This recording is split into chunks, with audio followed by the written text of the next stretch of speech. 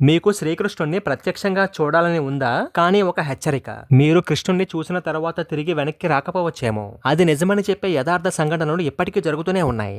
మధురా నగరానికి దగ్గరలో ఉన్న ఒక చిన్న అడవిని నిధివనం అని పిలుస్తారు. ఆ నిధివనంలో ప్రతిరోజు రాత్రి శ్రీకృష్ణుడు రాధాదేవి గోపికలతో కలిసి రాసలీల ఆడతాడనే ప్రామాణిక గాథలు ప్రచారంలో ఉన్నాయి. ప్రతిరోజు సూర్యుడు అస్తమించగానే అక్కడ ఉండే పక్షులు, జంతువులు కూడా ఆ వనాన్ని వదిలి వెళ్లిపోతాయి. రాత్రి 7 గంటల తరువాత అక్కడ ఎవరూ ఉండకూడదని ఆలయ గేట్లు కూడా మూసేస్తారు.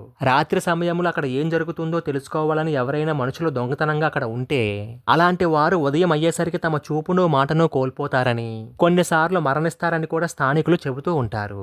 ఆ వనంలో వంకరగా ఉన్న చెట్లను గోపికల రూపాలుగా భావిస్తారు.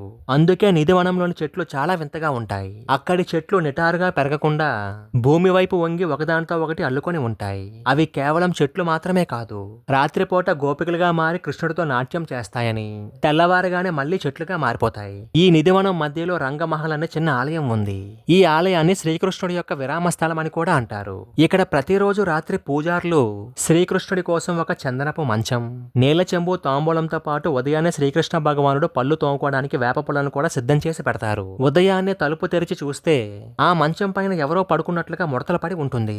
నీళ్ల చెంబు ఖాళీగా ఉంటుంది. తాంబూలం తిన్న ఆనవాళ్లు కనిపిస్తాయి. నిధివనం చుట్టుపక్కల ఉన్న ఇళ్లకు వనం వైపు కనీసం ఒక్క కిటికీ కూడా ఉండదు. రాత్రిపూట వచ్చే రాసలీల శబ్దాలు విన్నా లేదా పొరపాటున వనం నుండి వచ్చే వెలుగును చూసిన వాళ్లకు ప్రాణాపాయం ఉంటుందనే భయంతో స్థానికులెవరూ ఆ వనం వైపు ఉన్న ఇళ్లకు కిటికీలే పెట్టుకోరు. ఒకవేళ ఉన్న సాయంత్రం అవ్వగానే వాటిని మూసేస్తారు. మీలో ఎవరైనా అపారమైన కృష్ణ భక్తి కలిగిన వారు, మీ భక్తితో కృష్ణుణ్ణి కట్టిపడేయగలమని నమ్మకం ఉన్నవాళ్ళు ఎవరైనా సరే మధుర దగ్గరలో ఉన్న నిధివనానికి వెళ్లి ఆ కృష్ణుణ్ణి ప్రత్యక్షంగా చూడవచ్చని నేను అంటాను. అవునంటారా? కాదంటారా?